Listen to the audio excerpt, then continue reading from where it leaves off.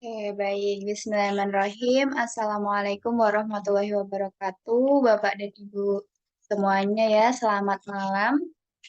Berjumpa lagi dengan pembahasan tryout untuk nomor 31 sampai 60. Nah, kemarin kita sudah membahas dari 1 sampai 30, sekarang 31 sampai 60. Nah, seperti biasa, nanti Bapak Ibu bisa menuliskan di kolom chat ya, jawaban yang sudah dipilih kemarin yang mana. Nah, kita akan mereview kembali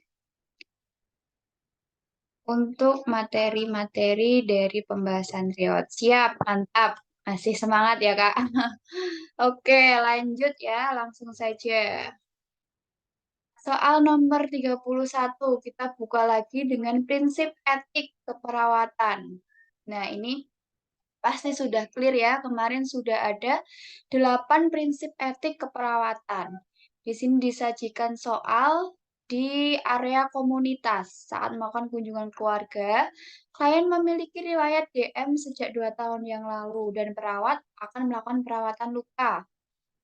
Memberikan pendidikan kesehatan mengenai perawatan diabetes mellitus. Kemudian perawat menyerahkan keputusan kepada klien mana yang akan dilakukan lebih dahulu. Nah, berarti di sini ada hak ya, hak pasien Otonomi. untuk memilih. Ya, betul sekali ya, Bu ya.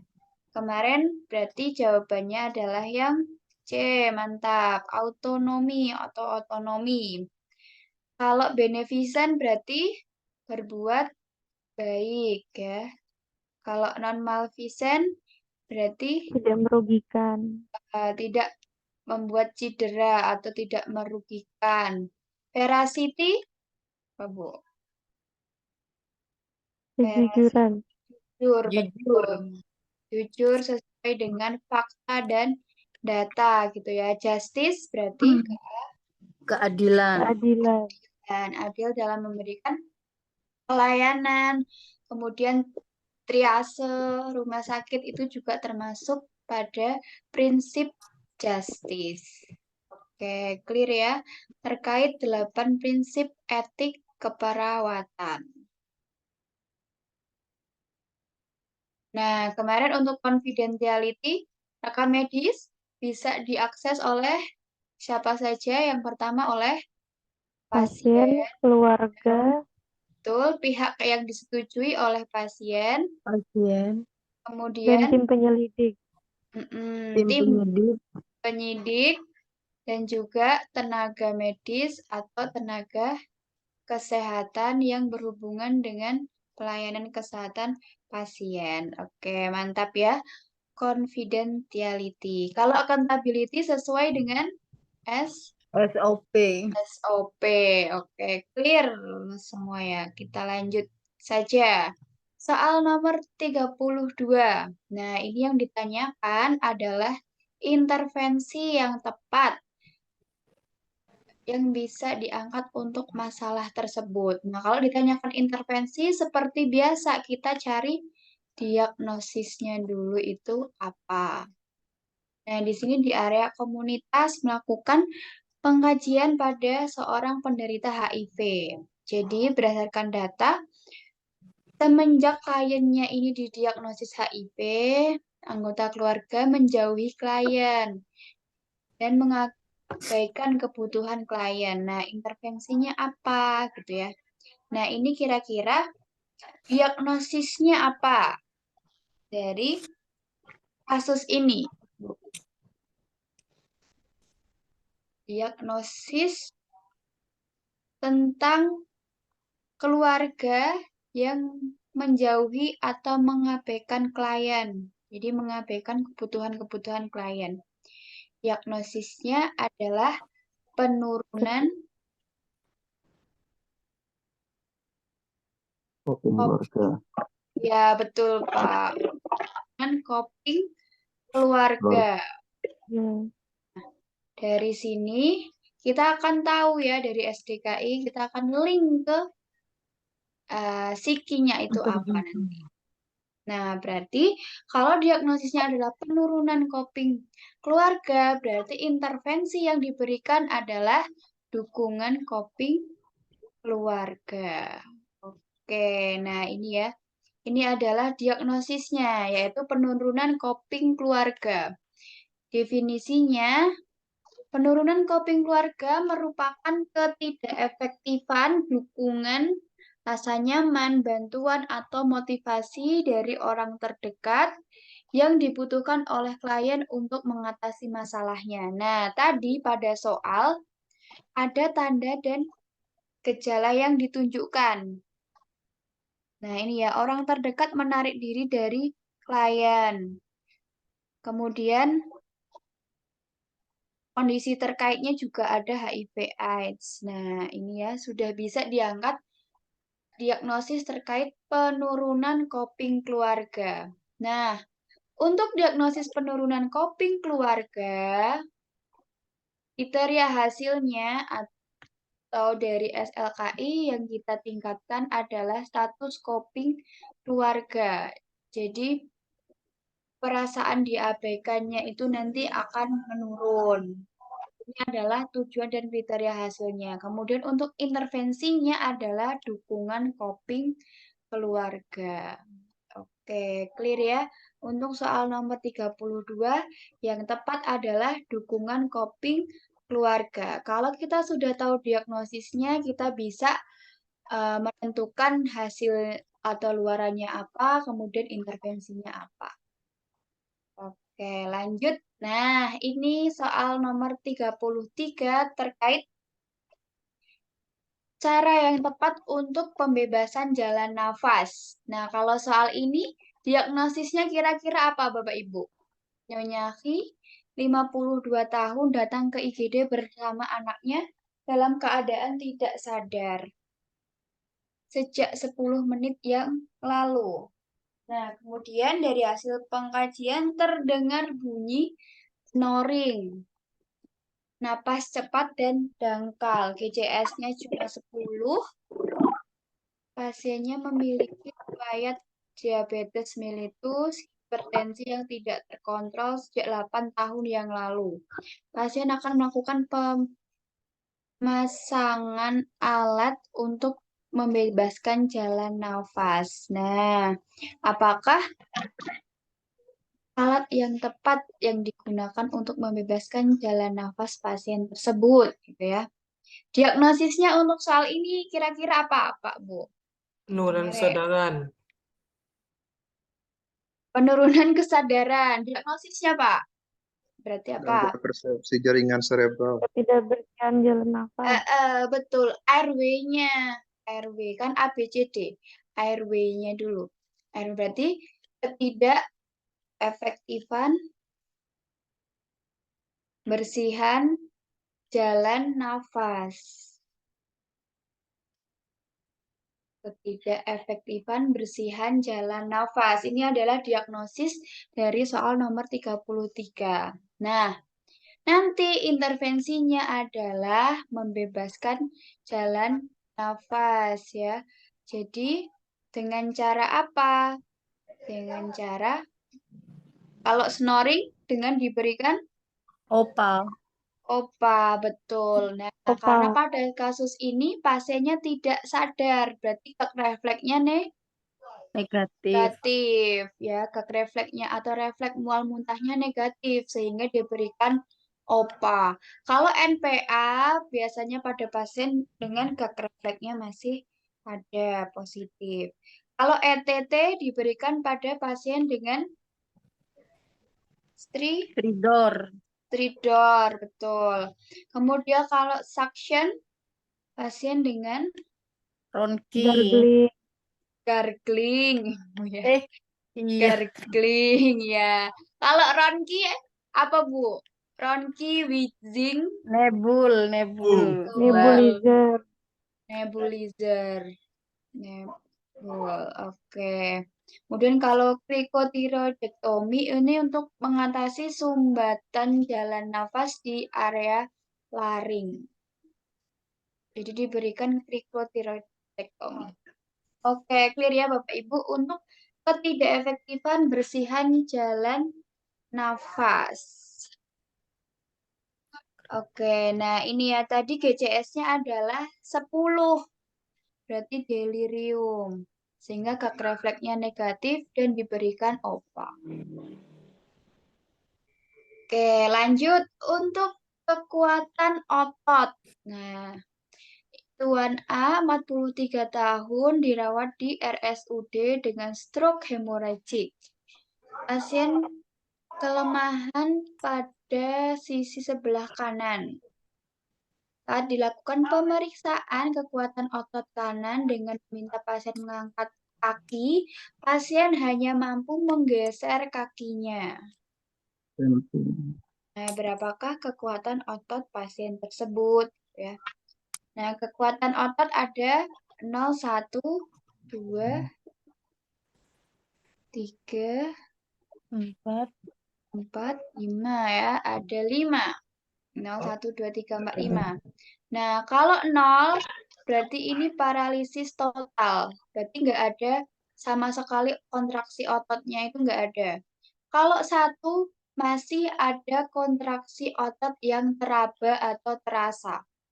Nah, ini ada kontraksi otot. Jadi kalau diraba itu masih ada kontraksi ototnya. Lalu kalau kedua itu bisa menggeser yang tadi, bisa menggeser. Tidak mampu melawan gravitasi atau pasiennya itu tidak mampu untuk mengangkat gitu ya. Cuma bisa menggeser. Nah, itu 2. Kalau 3 berarti sudah mampu melawan gravitasi, bisa mengangkat. Kemudian kalau 4 bisa melawan tahanan ringan. Kalau 5 ini yang kekuatan ototnya itu penuh atau normal, jadi bisa melawan tahanan maksimal. Nah, ini untuk kekuatan otot. 0, paralisis total, nggak ada sama sekali kontraksi otot. 1, ada kontraksi otot yang masih teraba atau terasa. Walaupun nggak bergeser, tapi masih ada kontraksi ototnya. Kalau 2, itu bergeser, nggak bisa mengangkat, nggak bisa melawan tahanan gravitasi. Kemudian yang 3, itu berarti mampu diangkat, bisa mengangkat. Kemudian yang 4, mampu melawan tahanan ringan. Dan yang kelima, mampu melawan tahanan maksimal. Nah, betul sekali yang soal nomor 34 ini. Pasien hanya mampu menggeserkan kakinya. Berarti yang nomor 2 ya, nilai kekuatan ototnya 2. C. Oke, clear untuk soal nomor 34. Nah, oke lanjut. Soal nomor 35. Nah, ini ditanyakan apakah jenis alat kontrasepsi yang tepat pada kasus tersebut. Nyonya X 32 tahun mengunjungi puskesmas untuk konsultasi KB yang tepat. Nah, ini mengatakan sangat sibuk sehingga sering lupa. Menderita diabetes mellitus 2 tahun yang lalu dan masih ingin memiliki anak, gitu ya. Oke, nah ini ya ada kuncinya. Menderita DM, tapi ingin masih memiliki anak. Nah, yang tepat yang mana? Nah, ini ya. Yang tepat adalah AKDR, alat kontrasepsi dalam rahim atau IUD. Nah, ini cocok untuk wanita yang menderita hipertensi, kemudian obes, DM. Nah, ini bisa menggunakan AKDR atau IUD. Kemudian jenis metode KB dibedakan jadi 2, yang non-hormonal dan hormonal. Yang kemarin ya, kalau masih membutuhkan ASI ya anaknya, nah ini pakai yang non-hormonal. Non-hormonal. Oke, clear ya untuk soal nomor 35 jawabannya adalah yang AKDR karena Nyonya X menderita diabetes mellitus dan masih ingin memiliki anak. Oke, lanjut soal nomor 36. Nah, ini di area komunitas lagi ya, terkait apakah metode pengumpulan data yang tepat dilakukan oleh perawat tersebut. Jadi, yang dilakukan perawat ini adalah melakukan pengkajian dengan mewawancarai kader untuk mengetahui permasalahan yang ada di wilayah tersebut. Luar biasa jawabannya C. Nah, ini ya terkait pengumpulan data. Nah, yang pertama ada windshield survey. Nah, kalau windshield survey ini berarti survei ke lapangan. Bagaimanakah kondisi lingkungan di komunitas tersebut? Misal di komunitas tersebut itu banyak yang kena TBC. Nah, kita cek kondisi rumahnya itu apakah ventilasinya sudah baik, pencahayaannya apakah sudah baik, kelembapannya bagaimana. Nah, itu windshield survei atau survei di lapangan. Kemudian yang kedua, key informant. Wawancara yang tadi ya, wawancara kepada kader, kemudian wawancara kepada eh, tokoh masyarakat. Nah, itu juga bisa sebagai key informant. Kemudian yang ketiga ada secondary data atau data sekunder. Data sekunder bisa didapatkan dari artikel penelitian, literatur review, ya, kemudian dari data arsip di puskesmas. Nah, itu bisa sebagai data sekunder. Lalu yang keempat ada participant observation. Nah, participant observation berarti perawat dalam melakukan pengkajian ini terlibat dalam kegiatan warga. Jadi misal pada saat itu ada kegiatan gotong royong gitu ya. Nah, perawat juga melakukan pengkajian bagaimanakah masyarakat di komunitas tersebut membuang sampah, apakah sudah tepat atau belum. Kemudian bagaimana kebiasaan mencuci tangan di SD-nya. Nah, itu masuk ke dalam partisipan observation. Kemudian yang selanjutnya ada kuesioner, membagikan kuesioner kepada warga. Yang terakhir ada focus group discussion. Kalau focus group discussion berarti sudah ada grup-grup yang fokus. Jadi misal pada lansia dengan hipertensi, kita lakukan focus group discussion. Kemudian untuk menggali pengalaman keluarga dengan stroke. Nah, itu bisa dilakukan focus group discussion. Nah, oke, ini ya ada 6 metode pengumpulan data untuk perawat di area komunitas. Dan yang soal nomor 36 betul sekali jawabannya yang C. C informan karena dengan mewawancarai kader. Oke, lanjut soal nomor 37. Nah, ini yang ditanyakan adalah terkait masalah keperawatan pada kasus di atas itu apa? Menyaki 40 tahun dibawa ke puskesmas dengan keluhan sesak nafas. Batuk lebih dari 2 minggu setelah dilakukan, ternyata pasiennya ini terdiagnosa TBC dan dianjurkan untuk mengkonsumsi obat secara rutin. 3 bulan klien tidak mau lagi mengkonsumsi obat karena kondisinya sudah membaik. Nah, apakah masalah keperawatan pada kasus di atas? Oke, jadi pada kasus ini pasiennya tidak mau lagi mengikuti pengobatan atau tidak mau lagi mengkonsumsi obatnya secara rutin. Jadi, menunjukkan bahwa pasiennya tidak patuh. Ketidakpatuhan ya. Sehingga dapat mengganggu proses kesembuhan pasien dari penyakit TBC-nya. Betul jawabannya yang ketidakpatuhan. Nah, ini kalau di SDKI, ketidakpatuhan adalah perilaku individu atau pemberi asuhan tidak mengikuti rencana keperawatan atau pengobatan yang disepakati. Nah, tadi ada, nah ini ya, perilaku tidak mengikuti program perawatan atau pengobatan, menolak menjalani perawatan atau pengobatan. Nah, ini masuk ke diagnosis ketidakpatuhan.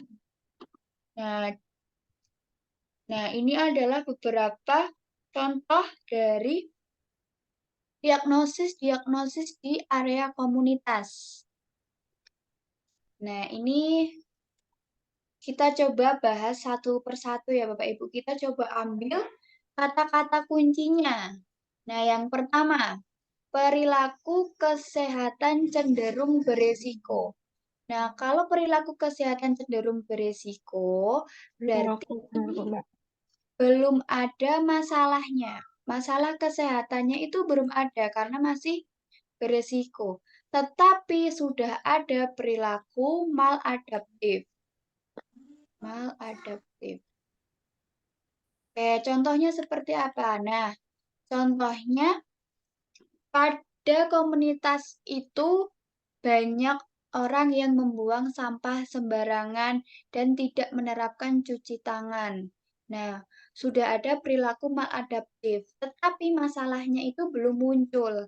Masalahnya apa kalau seperti itu? Diare. Nah, diarenya itu belum muncul, tetapi sudah ada perilaku yang maladaptif. Ada merokok, ya, mengkonsumsi narkoba, membuang sampah sembarangan, tidak mencuci tangan, dan lain-lain. Kemudian, ketidakefektifan pemeliharaan kesehatan. Nah, kalau ketidakefektifan pemeliharaan kesehatan, ini sudah ada masalahnya. Sudah ada masalahnya, tetapi tidak mau atau kurang informasi dalam meningkatkan kesehatan. Kesehatan.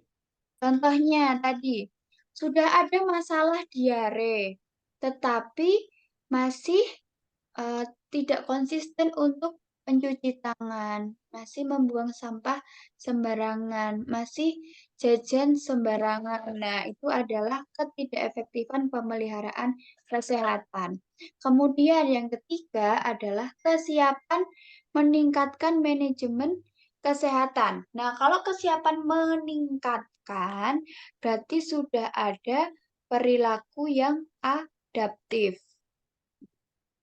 atau sudah bagus dalam komunitas tersebut, tinggal ditingkatkan. Kemudian, ketidakefektifan manajemen kesehatan. Kalau ketidakefektifan manajemen kesehatan, berarti sudah mendapatkan pengobatan, perawatan atau pengobatan, tetapi tidak mampu diaplikasikan dalam kehidupan sehari-hari. Nah, contohnya pada lansia dengan hipertensi tidak mampu untuk melakukan pengobatan dalam sehari-harinya karena letak puskesmasnya jauh, karena tidak ada yang mengambil obatnya. Nah, itu adalah ketidakefektifan manajemen kesehatan. Kemudian yang terakhir, defisit kesehatan komunitas. Nah, kalau defisit kesehatan komunitas berarti ini tidak ada program. Tidak ada program atau ada program tetapi tidak berjalan dengan baik programnya. Misal tidak ada program posyandu, tidak ada program posbindu. Nah, itu nggak ada. Oke, ini adalah diagnosis yang sering muncul di area komunitas. Oke, ini ya perilaku kesehatan cenderung beresiko, berarti belum ada masalah, sudah ada perilaku yang maladaptif. Tadi merokok, tidak mencuci tangan, buang sampah sembarangan, mengkonsumsi narkoba. Ketidakefektifan pemeliharaan kesehatan sudah ada masalah, tetapi tidak mau untuk meningkatkan taraf kesehatannya. Sudah tahu ada diare, tetapi masih tidak cuci tangan dengan baik dan benar. Kesiapan meningkatkan manajemen kesehatan berarti sudah ada perilaku yang adaptif, tinggal ditingkatkan. Ketidakefektifan manajemen kesehatan berarti sudah ada pengobatan tetapi tidak dapat diaplikasikan sehari-hari. Nah, kemudian yang terakhir defisit kesehatan komunitas. Ini berarti tidak ada program. Oke, nah kalau yang ini jawaban yang paling tepat memang ketidakpatuhan ya. Karena pasiennya tidak mau lagi untuk mengkonsumsi obat. Jadi dari diri pasiennya yang tidak mau mengkonsumsi obat. Jadi menolak untuk mengkonsumsi obat. Kalau yang ini tadi, nah pasien tidak minum obat secara teratur gitu ya.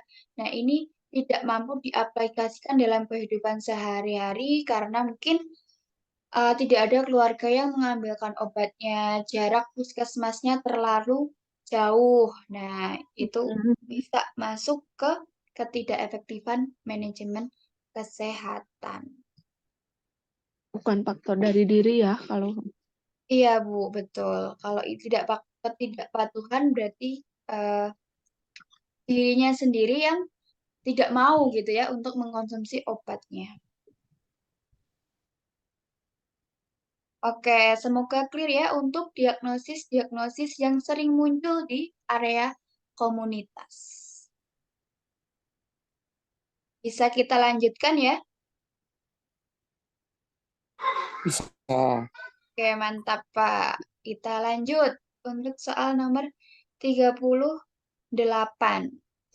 Nah, apakah masalah keperawatan? Nah, ini diagnosis keperawatan lagi ya. Pada Nyonya A, ini mengeluh lemas dan haus. Sudah BAB 4 kali. Nah, ini kelihatan kalau ini ya. BAB sebanyak 4 kali, konsistensi lembek, nyeri pada anus, tekanan darah 95/70, bising ususnya hiperaktif. Peristaltiknya 35 kali per menit. Nah, sudah jelas dan pasti ya, jawabannya adalah yang E, yang diare. Nah, ini betul. Diare, pengeluaran fesesnya sering, lunak, dan tidak berbentuk. Tanda dan gejalanya, defekasi lebih dari 3 kali. Nah, lebih dari 3 kali dalam 24 jam. Nah, pada kasus tadi kan 4 kali. Jadi sudah bisa ditegakkan. Kemudian fesesnya lembek dan cair. Bising ususnya hiperaktif. Frekuensi peristaltiknya meningkat. Oke, sudah masuk semua tanda dan gejalanya. Jadi diangkat diagnosis diare. Kalau nyeri akut berarti nyerinya kurang dari 3 bulan. Harus ada indikasi PQR. Oke, kalau defisit nutrisi, berat badan menurun 10% ya dari rentang ideal. Hipovolemia berarti kekurangan cairan ya, dehidrasi bisa, mukosa kering, kemudian bisa juga hipotensi, ini juga bisa hipovolemia, dehidrasi, CRT kurang dari 3 detik juga bisa hipovolemia. Resiko shock berarti ada perdarahan masif. Oh, CRT kurang dari 3 detik. Itu juga bisa akral dingin. Hipotensi, hipoksia.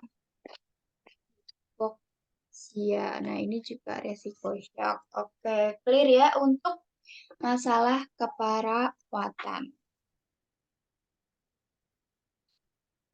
Nah, ketemu lagi dengan prinsip etik. Salah satu target yang harus dicapai puskesmas adalah vaksinasi masyarakat. Terdapat beberapa warga yang menolak jika diberikan vaksin X, sedangkan sediaan hanya merek tersebut. Demi mencapai target vaksinasi, perawat mengatakan bahwa vaksinnya sesuai dengan merek yang dimau masyarakat gitu ya. Nah, apakah prinsip etik yang dilanggar?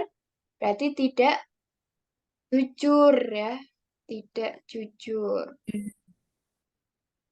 Berarti Vera, Titi. Oke, mantap. Benar semua ini pasti ya, karena udah 29. Jawabannya adalah kejujuran. Oke, kita lanjut. Soal nomor 40. Apakah masalah keperawatan yang tepat pada pasien tersebut? Nyonya A 51 tahun dirawat di RSUP.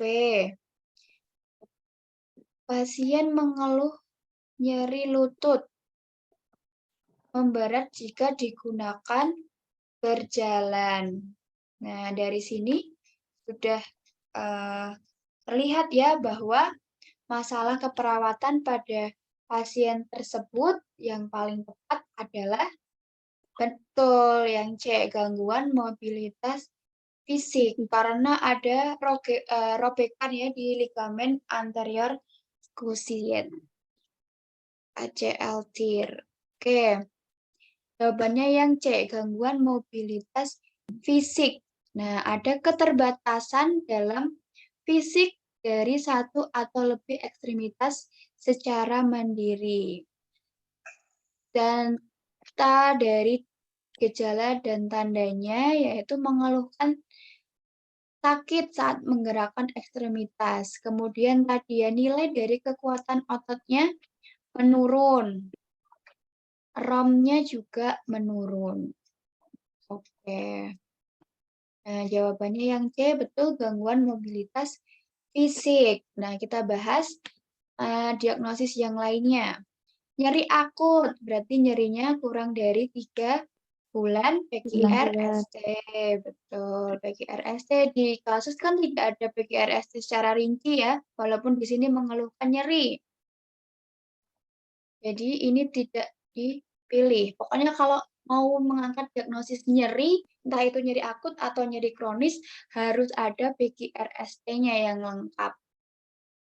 Kemudian, defisit nutrisi. Defisit nutrisi berat badan kurang dari 10%. yang tadi juga ya, 10%. Berat badan berlebih, kemarin berarti IMT-nya lebih dari? IMT-nya lebih dari 25. Oke, mantap ya. 25 kg per meter kuadrat. Nah, obesitas IMT-nya lebih dari 27. 27. Oke, clear. Untuk soal nomor 40.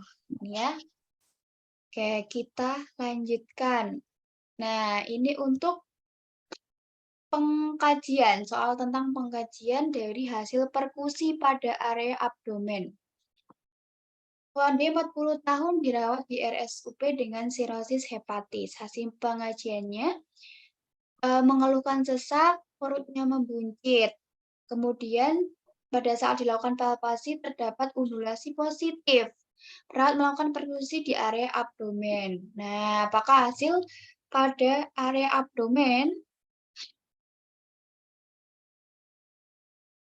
Oke, betul ya jawabannya yang dullness. Berarti ada penumpukan cairan atau organ padat di dalam rongga perut. Jadi pada kasus sirosis hepatis itu bisa menyebabkan akumulasi cairan. Akumulasi cairan di area perut hingga ada asites. Jadi kalau dilakukan perkusi, hasilnya akan dullness. Nah, ini kalau peka ya, peka atau redup, suaranya biasanya terdengar saat perkusi otot. Lalu kalau sonor, ini pada perkusi paru yang normal. Kalau timpani, suara yang terdengar di perkusi abdomen, bagian lambung. Kemudian kalau bruit, nah kalau bruit ini adalah abnormal relaksasi dari bunyi jantung karena kelainan katup jantung. Oke, soal nomor 41 clear jawabannya ya. Dulnas ya. Oke, kita lanjut. Nah, soal nomor 42. Nah, ini yang kemarin ya, tentang inkontinensia urin. Masih kurang lebih sama. Nyonya 45 tahun. Ya, datang ke RSUD untuk memeriksakan kesehatan. Hasil pengkajian pasiennya mengeluh urin keluar tanpa disadari saat tertawa berlebihan dan batuk. Nah, ini sudah ada kata kuncinya. Pasien mengatakan keluhan dirasakan sejak 1 bulan yang lalu dan tidak diketahui penyebabnya. Hal ini menyebabkan pasien malu ketika berkumpul dengan teman-temannya. Nah, apakah diagnosisnya? Betul sekali jawabannya yang D, inkontinensia urin stres. Karena ada tekanan di area abdomen dengan tertawa yang berlebihan, kemudian ada batuk ya, sehingga ada tekanan di abdomennya, menyebabkan inkontinensia urin stres. Nah, kita bahas lagi. Kemarin ada apa saja terkait jenis-jenis inkontinensia?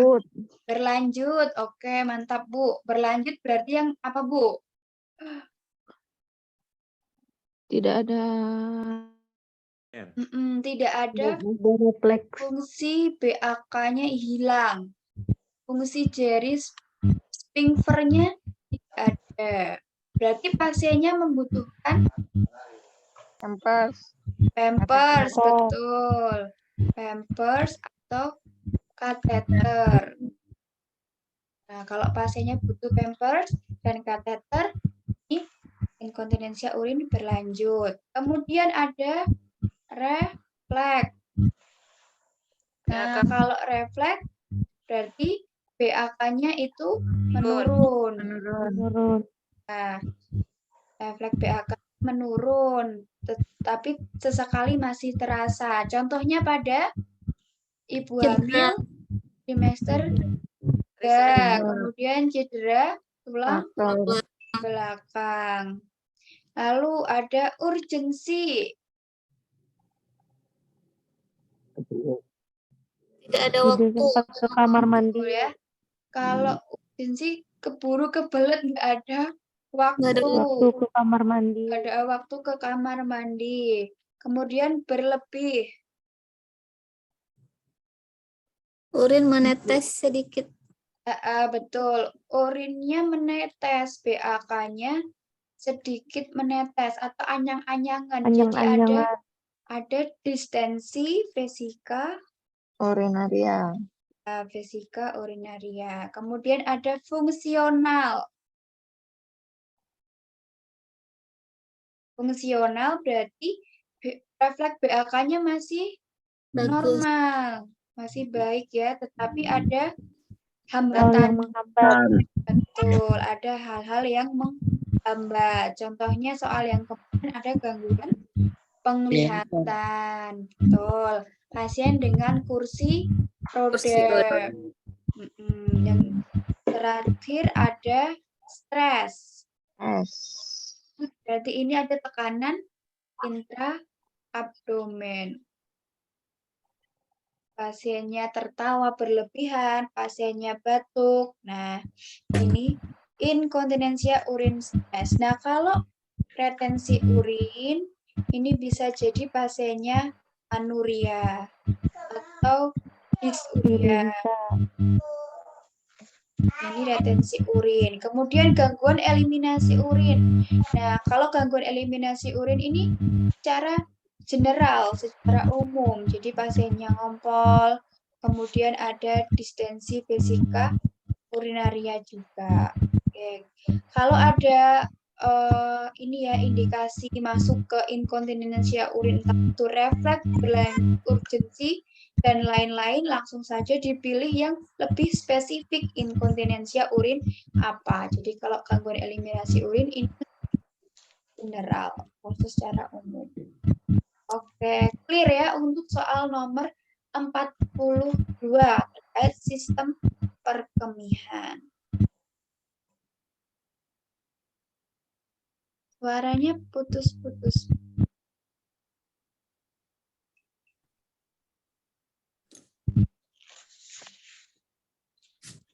Oke, semoga sudah lancar ya. Apakah jenis evaluasi yang sedang dilakukan oleh perawat tersebut? Perawat komunitas sedang memberikan pendidikan kesehatan kepada siswa sekolah dasar tentang kesehatan Suaranya cara dengung, menggosok Mbak. gigi. Gimana, Bu? Suaranya dengung. Nah,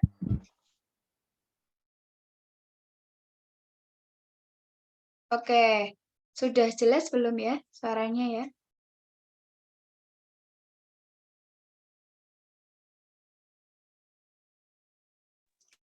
Jelas. Oke, mantap Pak. Lanjut ya. Setelah pendidikan kesehatan selesai diberikan, perawat meminta siswa kembali menyebutkan langkah-langkah gosok gigi yang benar. Nah, ini hanya sebatas menyebutkan. Nah, berarti yang tepat adalah yang C, betul, C. evaluasi kognitif. Oke, jadi jenis-jenis evaluasi itu ada 3 ya, Bapak Ibu ya. Yang pertama adalah evaluasi formatif. Nah, kalau evaluasi formatif, bentar. Nah ini merupakan evaluasi yang bersifat sementara. Nah, jadi setelah ada program, lalu apa itu evaluasinya? Misal setelah dilakukan pendidikan kesehatan. Nah, kemudian partisipannya atau warganya itu bisa menyebutkan kembali. Nah, itu termasuk dalam evaluasi formatif ya, tentang pendidikan kesehatan. Jadi sementara programnya dilakukan, nah evaluasi sementaranya itu apa? Formatif. Kemudian evaluasi sumatif. Kalau evaluasi sumatif, berarti ini secara keseluruhan program. Nah, keseluruhan programnya dilihat itu seperti apa. Misal tadi, ada program untuk menurunkan angka hipertensi di RW X gitu ya. Nah, RW 10. Evaluasi sumatifnya berarti angka hipertensi di RW X menurun. Nah, evaluasi formatifnya berarti warga mampu menerapkan diet hipertensi. Warga mampu mencegah hipertensi dengan cara mengkonsumsi makanan-makanan sehat. Nah, itu termasuk evaluasi formatif. Tapi kalau evaluasi sumatifnya, yang tadi tujuan goals-nya yang secara keseluruhan adalah untuk menurunkan angka hipertensi. Nah, evaluasi sumatif ini dibagi menjadi 2. Ada yang kognitif, ada yang afektif. Kalau kognitif, ini berarti secara pengetahuan. Jadi, dinilai tingkat pengetahuan kliennya atau partisipannya setelah diberikan pendidikan atau edukasi. Kemudian afektif berarti dinilai perasaan atau emosinya. Bagaimana Bu setelah diberikan edukasi, apakah merasa lebih baik? Nah, ini adalah secara efektif. Kemudian psikomotor. Kalau psikomotor ini berarti mendemonstrasikan kembali. Misal tadi, diberikan edukasi langkah-langkah mencuci tangan. Nah, Anak-anak mampu mempraktekkan kembali langkah-langkah cuci tangan yang baik dan benar. Nah, ini masuk ke evaluasi psikomotor. Nah, kalau pada kasus yang ini, jawaban yang paling tepat adalah evaluasi yang kognitif, karena mengevaluasi pengetahuan dari siswanya untuk kembali menyebutkan langkah-langkah menggosok gigi yang benar. Oke. Clear ya Bapak Ibu ya untuk soal nomor 43. Oke, kita lanjut soal nomor 44. Nah, ini lagi tentang dilema. Tuan P 45 tahun dirawat di rumah sakit dengan penurunan kesadaran. Perawat akan melakukan pemasangan NGT untuk pemenuhan nutrisi. Nah, dari sini kita garis bawahi dulu. Perawat akan melakukan pemasangan NGT untuk pemenuhan nutrisi. Dari sini bisa diangkat bahwa prinsip etik yang dilakukan perawat adalah apa? Beneficent ya. Beneficent. Berbuat baik. Berbuat baik. Oke, mantap. Nah, selanjutnya ada yang kedua yang ini. Namun, keluarga pasien menolak untuk dilakukan pemasangan NGT. Berarti di sini ada prinsip autonomi. Ya, sudah berarti apakah dilema etiknya antara autonomi dan Benefit. beneficent? Oke, clear. Kita lanjutkan. Soal nomor 45. Terkait pengkajian yang tepat untuk dilakukan perawat tersebut. Jadi ini pada lansia 60 tahun ditemukan oleh dinas sosial di pinggir jalan dibawa ke RSJ. Lain mengatakan bahwa tadi ia membeli makanan kucing di gang depan rumahnya. Tapi ketika di jalan ia lupa dan tersesat. Nah, perawat menemukan uang 50.000 di saku klien. Apakah pengkajian yang tepat untuk dilakukan perawat tersebut? Oke, betul. B. Jawabannya yang B, MMSE, Mini Mental State Examination, untuk menguji tingkat kognitif dari lansia tersebut. Nah, ini ya. Kalau pengkajian MNA, mini nutrisional. Nah, nutrisional. Status gizi. Betul, Pak ya. Status gizi. Jadi pengajian MNA untuk menguji status gizi pasien. MMSE yang tadi ya, mengukur status kognitif pasien. Mini mental state examination. GDS untuk kadar gula darah ya. MFS, Morse Val Scale. Berarti skala resiko jatuh pasien. Kemudian pengkajian BBT atau Berg Balance Test. Nah, ini pemeriksaan keseimbangan untuk mengintegrasikan kemampuan persepsinya bagaimana, sensorinya bagaimana, serta mobilitas yang dilihat dari tingkat kesanggupan lansia. Berg Balance Test. Oke, clear ya untuk jenis-jenis pengkajian. MNA untuk mengkaji status gizi, MMSE untuk status kognitif, GDS. Oh iya, Geriatric Depression Scale ya, ini juga bisa. Geriatric Depression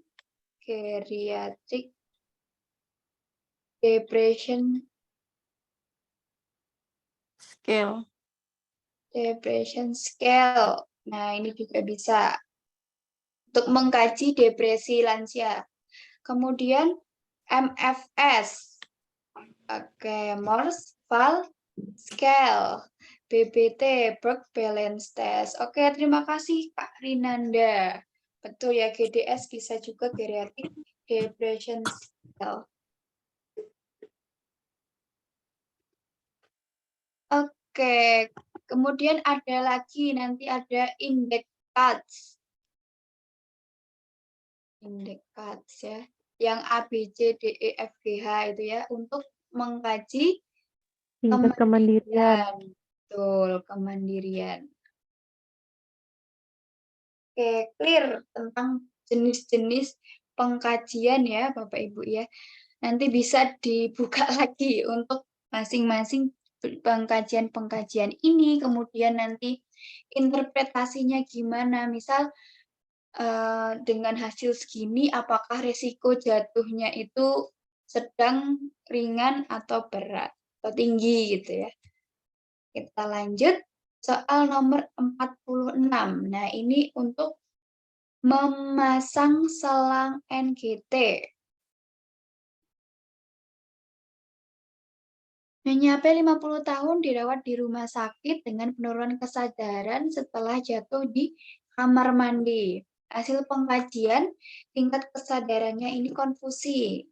Menurun, tekanan darahnya 175/100. Pasien direncanakan untuk pemasangan NGT.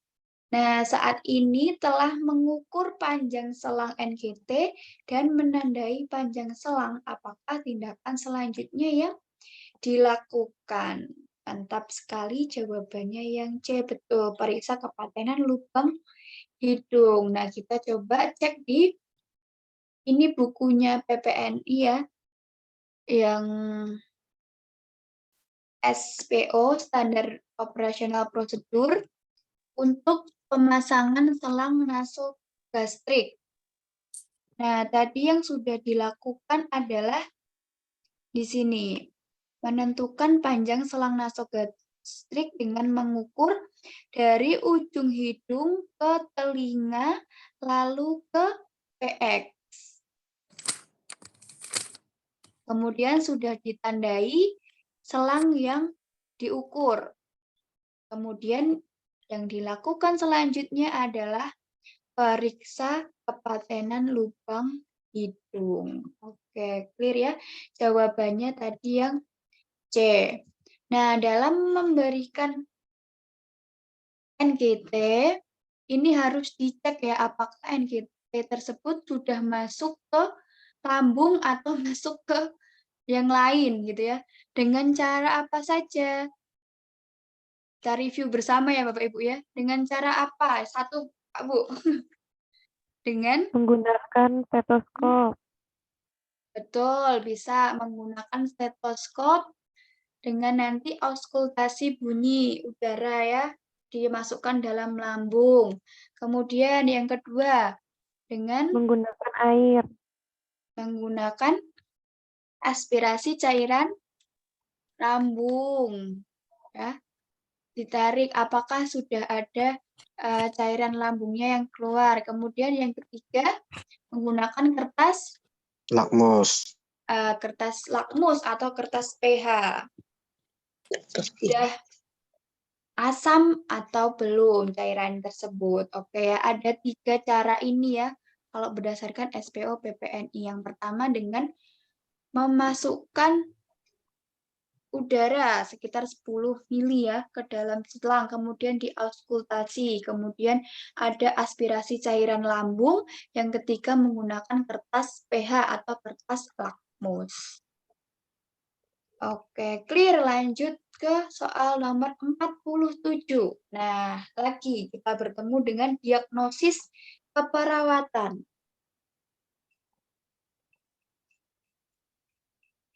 Tuan B, 55 tahun, dirawat di rumah sakit dengan CAP. Hasil pengkajiannya mengeluhkan sesak.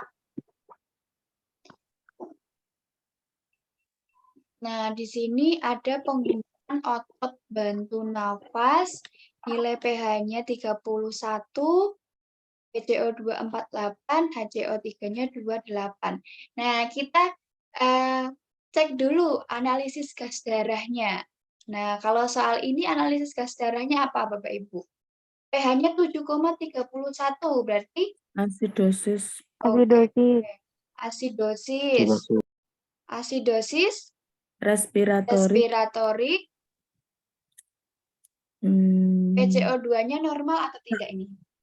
8. Kompensasi sebagian. Berkompensasi sebagian. Ya, PCO2-nya naik, HCO3-nya juga Naik naik. Berarti terkompensasi sebagian. sebagian. sebagian. Oke.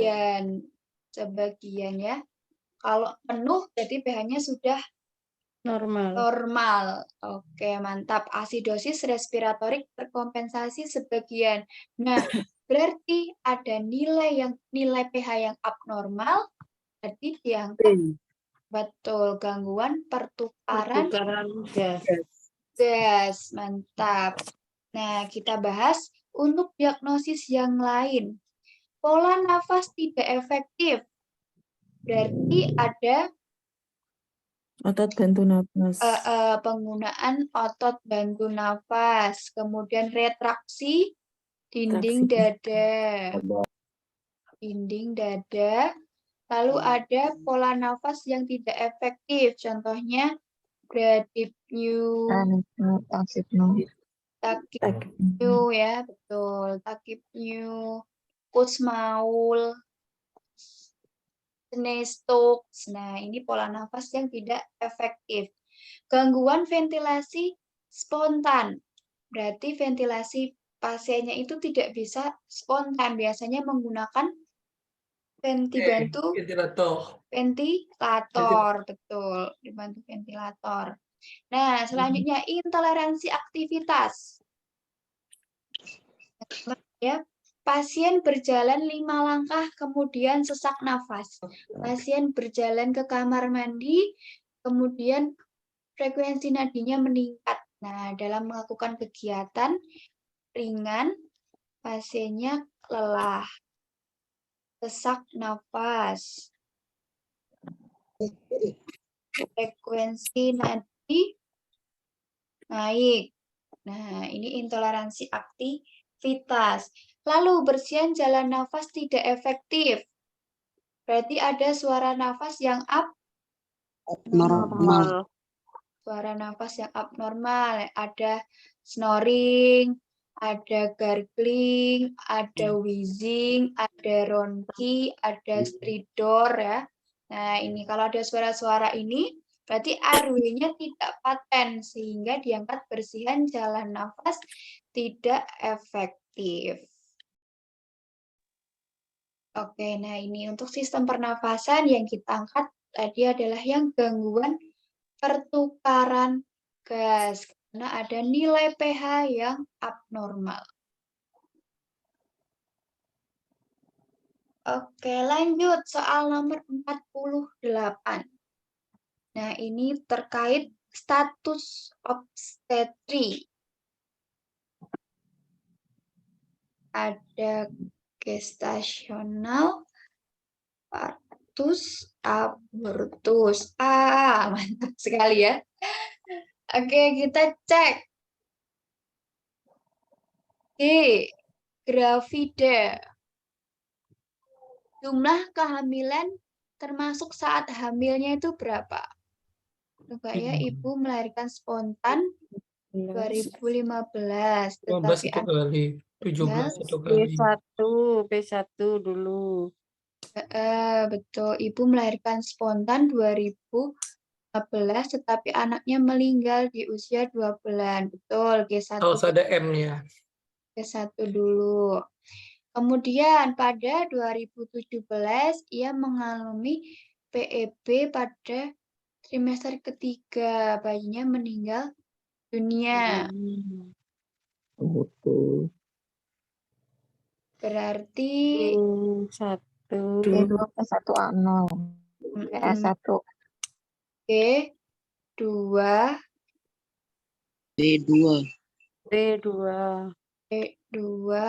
A0 karena sudah trimester 3, betul.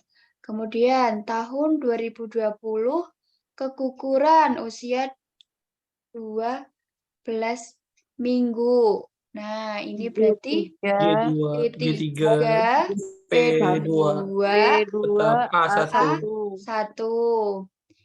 2 tahun kemudian ia melahirkan anak perempuan. Nah, G4, G4, P3, P3, A1. A1. Oke, mantap. Saat usia kehamilan 38 minggu. Nah, saat ini hamil ya, 38 minggu. Berarti G 531. P3A1. P3A1. Oke, mantap ya jawabannya yang A. Kalau dikatakan partus, nah berarti melahirkan dengan usia kehamilannya itu lebih dari 20 minggu. 20 minggu, di atas 20 minggu. Kalau abortus Di ini bawah kurang dari 20 20 minggu. Oke. Nah, kalau ada soal tentang hamil anggur atau mola hidatidosa, berarti masuk dalam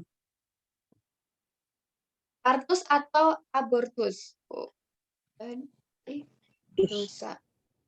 Iya, betul, masuk ke dalam abortus karena ini biasanya terjadi pada 12 sampai 14 minggu. Jadi kalau ibu mengalami mola hidatidosa, nah ini berarti ada abortus. Oke, clear ya Bapak Ibu ya. Ada gravida, kehamilan ibu, partus lebih dari 20 minggu, abortus kurang dari 20 minggu. Kalau ada mola hidatidosa ya, itu berarti masuk ke dalam abortus. Clear, Nelly? Oke, mantap. Kita lanjutkan. Nah, prinsip etik lagi ketemu. Oke, perawat sedang melakukan perawatan luka kolostomi. Seorang pasien anak 7 tahun saat akan mengoleskan pasta pelindung kulit pada stoma, pastanya terjatuh. Tetapi perawat kembali mengambil untuk dioleskan pada stoma pasien. Nah, berarti ini merugikan ya. Berarti jawabannya yang non-malfeasance. Betul, melanggar prinsip etik non-malfeasance. Ini yang dilanggar lagi.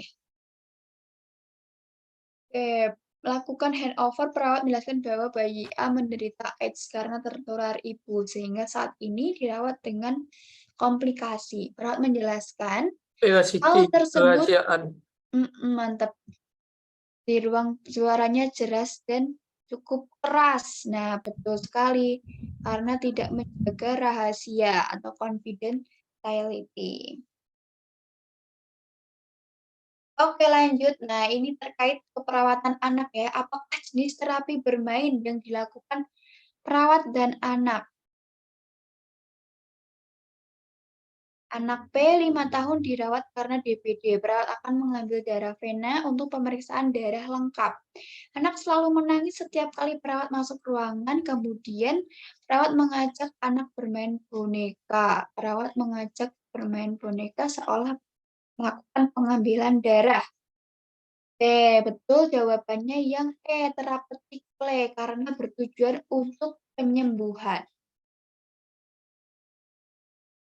Sehingga jawabannya yang E. Nah, ada beberapa jenis ya dari kelas jenis-jenis permainan. Yang pertama ada onlooker. Nah, kalau onlooker berarti hanya melihat saja. Hanya mengamati temannya yang sedang bermain, onlooker. Kemudian solitaire. Nah, kalau solitaire ada sekelompok anak tetapi bermain dengan alat mainannya sendiri-sendiri. Nah, bermain sendiri dengan mainannya. Fokus atau asik dengan mainannya masing-masing. Kemudian yang ketiga ada parallel play. Kalau parallel play, ini mainannya sama. Mainannya sama, tetapi tidak ada interaksi. Nah, tidak ada interaksi. antar anak. Yang keempat ada associative play. Nah, kalau associative play ini mainannya sama, ada interaksi, tetapi tidak ada aturan. Nah, tidak ada aturannya. Tidak ada aturan permainannya itu seperti apa. Yang terakhir adalah cooperative play. Nah, kalau cooperative play, mainannya sama, kemudian ada interaksi dan juga ada aturannya. Jadi dalam permainan tersebut sudah ada aturannya. Contohnya main ular tangga, main monopoli, petak umpet, ya, gobak sodor. Nah, ini cooperative play. Nah, berdasarkan usianya, kalau bayi baru lahir sampai 3 bulan, ini masuk ke dalam unoccupied play. Jadi, bermain tanpa mainan, biasanya menggunakan kakinya, tangannya, ya. Jadi, unoccupied play, belum menggunakan mainan. Kemudian untuk yang tadi, solitaire play atau asyik dengan mainannya sendiri, ini pada umur 3 bulan sampai 2 tahun. Nah, pada anak usia 2 tahun biasanya onlooker atau penonton, onlooker. Kemudian untuk parallel play ini lebih dari 2 tahun. Yang tadi, sekelompok anak mainannya sama, tetapi tidak ada interaksi. Nah, ini parallel play. Kemudian untuk associative play, ini pada usia anak 3-4 tahun. Ada interaksi, tetapi tidak ada aturan permainan. Yang terakhir ada kooperatif, biasanya lebih dari sama dengan 5 tahun. Nah, ini sudah ada aturan, sudah ada interaksi dengan permainan yang sama. Aturan, interaksi, dan mainannya sama. Oke, itu tadi ya Bapak Ibu ya, beberapa jenis-jenis klasifikasi dari bermain. Nah, lanjut soal nomor 52. Ini perawat sedang mengajarkan klien untuk turun tangga dengan kruk. Dan saat ini pasien sedang berdiri pada posisi tripod. Apakah tindakan selanjutnya yang harus dilakukan perawat? Ya? Menyabe 25 tahun dengan fraktur tibia sinistra. Oke, jadi sudah sampai berdiri posisi tripod. Jadi apakah selanjutnya yang harus dilakukan? Dari Kak Faisal Hafiz, BBBBB. Berat badan bertumpu pada kaki yang tidak cedera. Oke, betul sekali ya. Jawabannya yang B. Nah, ini adalah prosedur. Nah, ini ya ada prosedur terkait turun tangga menggunakan alat bantu kruk. Yang pertama, klien berdiri dengan posisi tripod.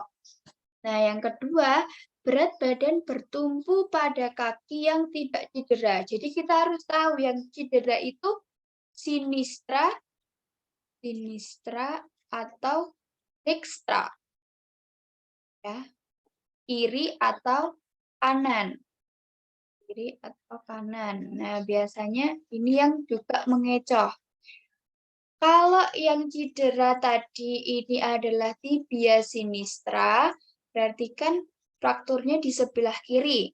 Berarti berat badan bertumpu pada kaki sebelah kanan. Nah, karena kaki yang tidak cedera adalah yang kanan gitu ya. Jadi kita harus paham sinistra atau dextra nih yang patah gitu ya.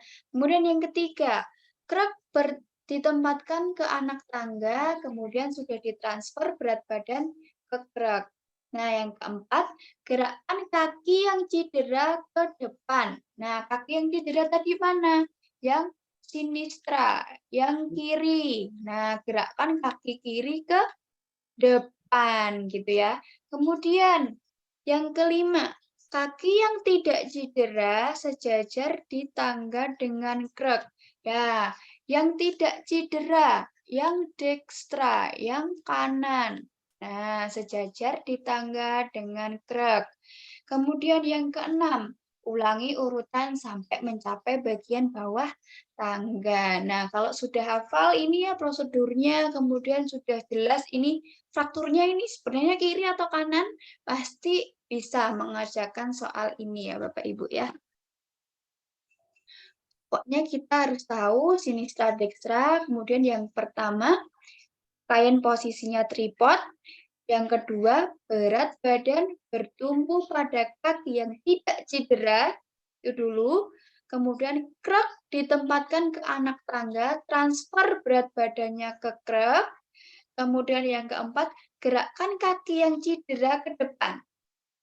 Nah, kemudian sejajarkan kaki yang tidak cedera di tangga dengan krek, kemudian diulangi. Nah, nanti bisa direview sendiri-sendiri ya Bapak Ibu ya, untuk prosedur turun tangga menggunakan alat bantu gerak. Oke, clear. Soal kayak gini kemarin tes tahun lalu keluar. Oke, mantap. Nah, semoga besok keluar juga dan bisa mengerjakan ya untuk soal ini. Oke, lanjut ya. Soal nomor 53. Nah, ini terkait tindakan keperawatan yang paling tepat pada pasien. Nyonya A 67 tahun dibawa ke IGD dengan stroke hemorragik. Oke, pasiennya penurunan kesadaran, pelo, sakit kepala, muntah, pupilnya melambat. Nah, kira-kira diagnosisnya apa ini?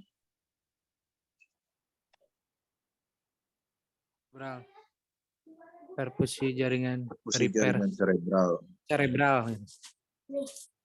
Perfusi jaringan cerebral atau peningkatan tekanan intrakranial.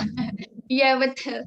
Jawabannya yang peningkatan tekanan intrakranial ya, peningkatan TIK.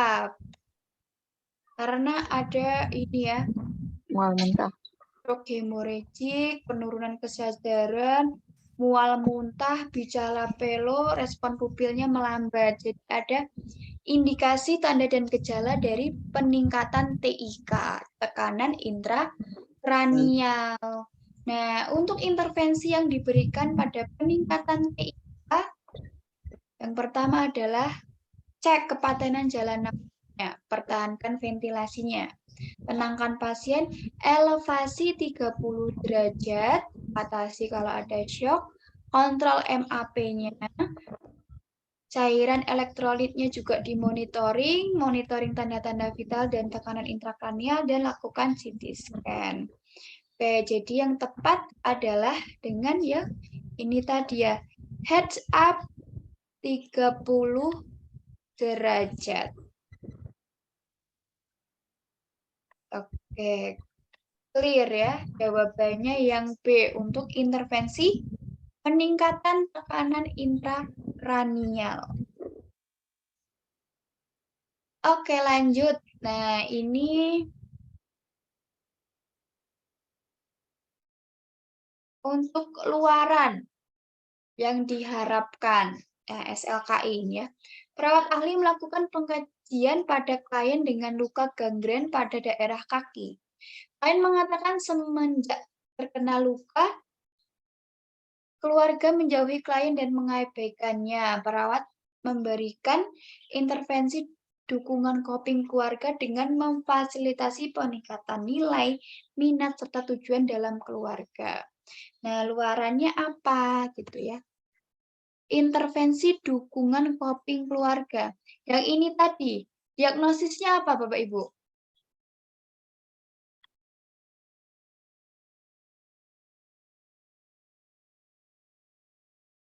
Oke, diagnosisnya adalah penurunan coping keluarga ya. Nah, jadi diberikan dukungan coping keluarga. Nah, salah satu Nah, salah satu dari tujuan hasil dan kriteria hasilnya ini adalah dari status coping keluarga dengan perasaan diabaikannya menurun. Kekhawatiran tentang anggota keluarga menurun. Kemampuan pemenuhan kebutuhan anggota keluarga meningkat. Komitmen pada perawatan dan pengobatan meningkat. Komunikasi antar keluarga meningkat. Nah, ini untuk diagnosis penurunan coping keluarga, diberikan intervensi dukungan coping keluarga dengan luarannya adalah perasaan diabaikannya menurun. Oke, jadi jawabannya yang E, perasaan diabaikan menurun.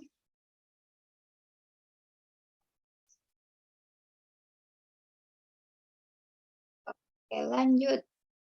Soal nomor 55. Nah, ini terkait 12 nervous system ya. Apakah nervus kranial yang sedang dikaji oleh perawat, pasiennya diminta untuk bersiul dalam keadaan pipi mengembung. Nah, tekanan kiri dan kuat. Nah, berarti ada daerah wajahnya ya yang dinilai. Berarti facialis. Betul sekali, facialis. Yang mengendalikan otot-otot wajah. Jadi dengan diminta bersiul dan mengembungkan pipi, yang diuji adalah nervus cranial facialis. Nah, ini ada beberapa jenis pasang saraf kranial dan fungsinya ya.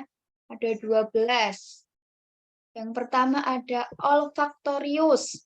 Nah, olfaktorius berarti untuk membau atau menghidung.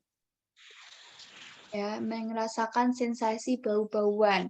Kemudian yang kedua adalah optik, berarti mata ya. Ada persepsi visual. Okulomotor, ini juga untuk menggerakkan sebagian otot mata. Kemudian untuk troclearis, ini juga untuk otot mata. Trigeminus, ini untuk menerima rangsangan wajah dengan menggerakkan rahang. Trigeminus.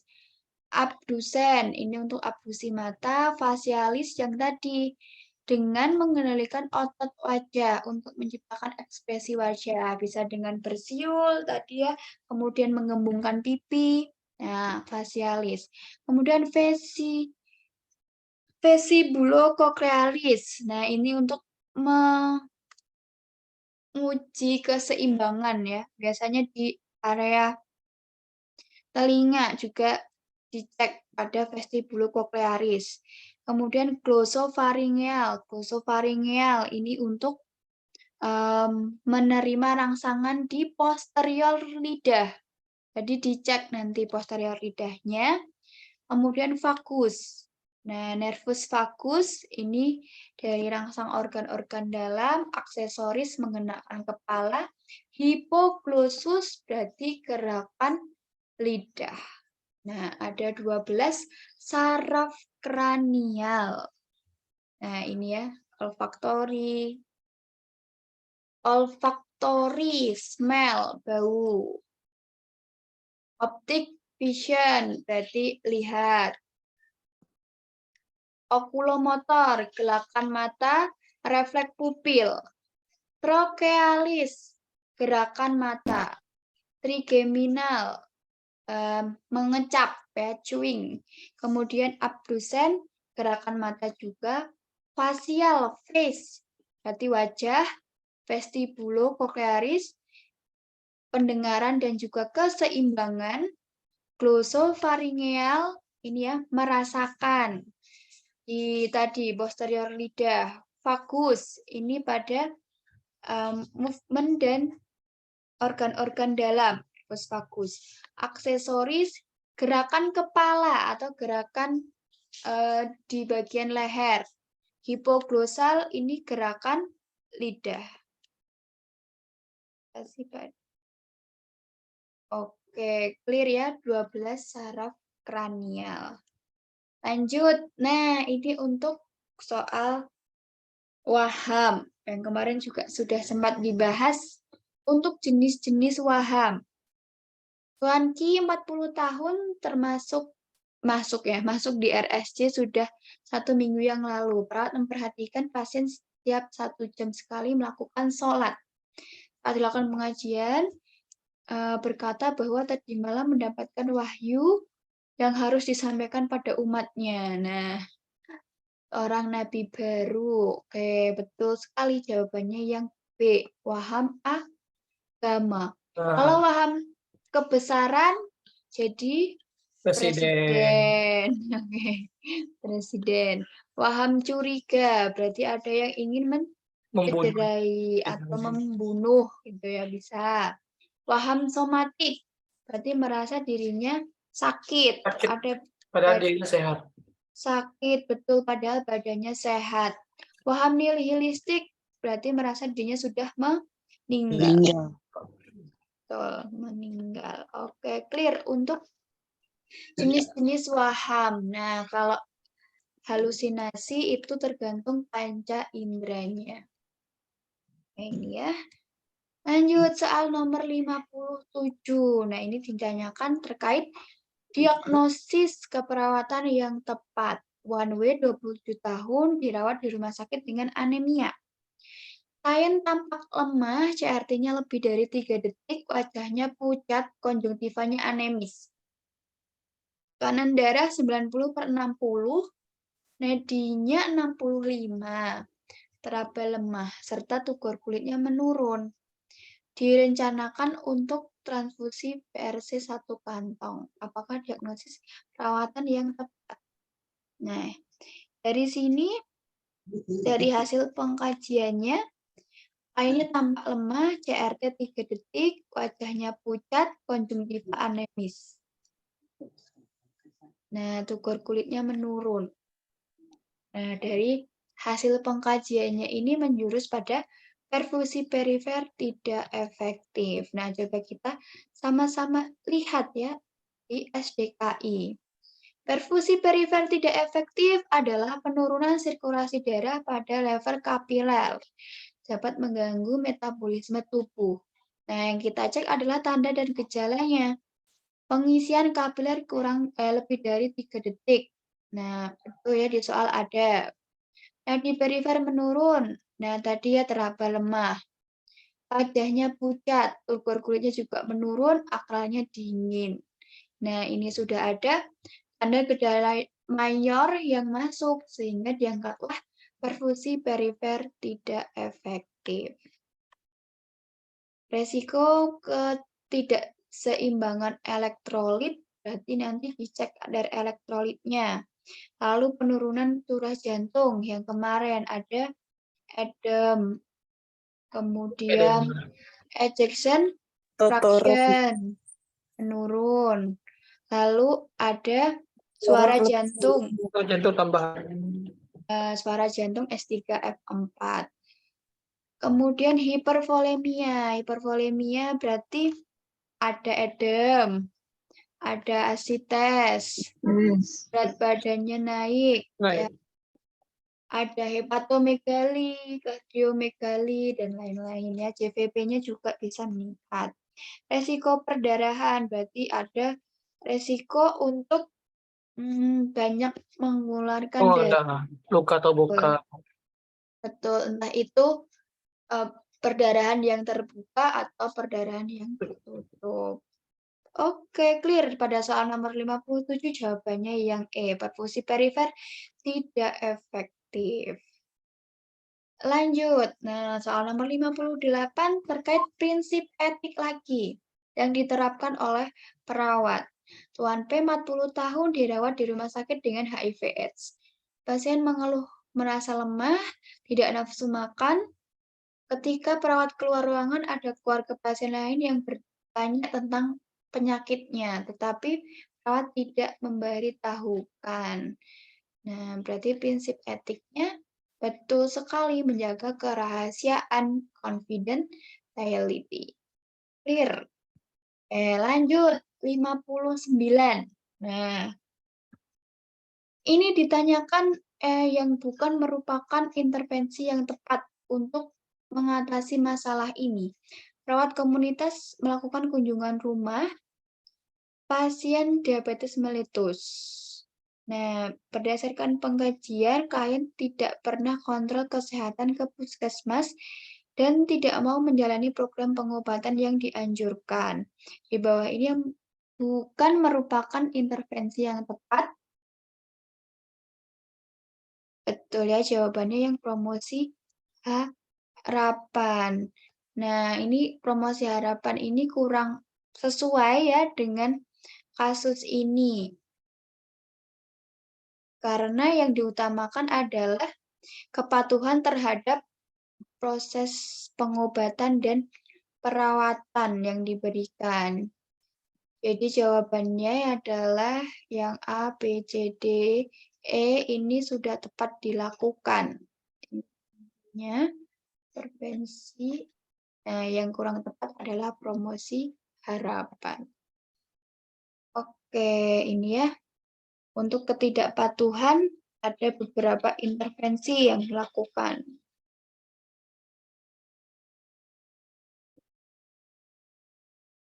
Nah, oke, soal nomor 60 ditutup dengan lagi-lagi terkait komunikasi terapeutik.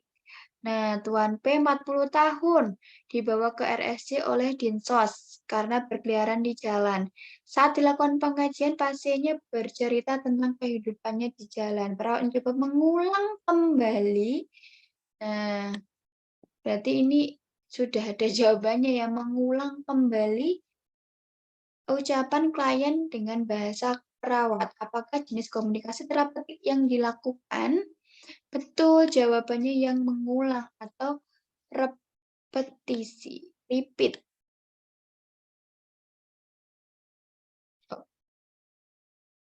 Oke, clear ya untuk soal nomor 60 jawabannya repetisi. Baik, terima kasih Bapak Ibu untuk sesi kedua ini. Nah, ada yang ditanyakan mungkin sebelum ditutup?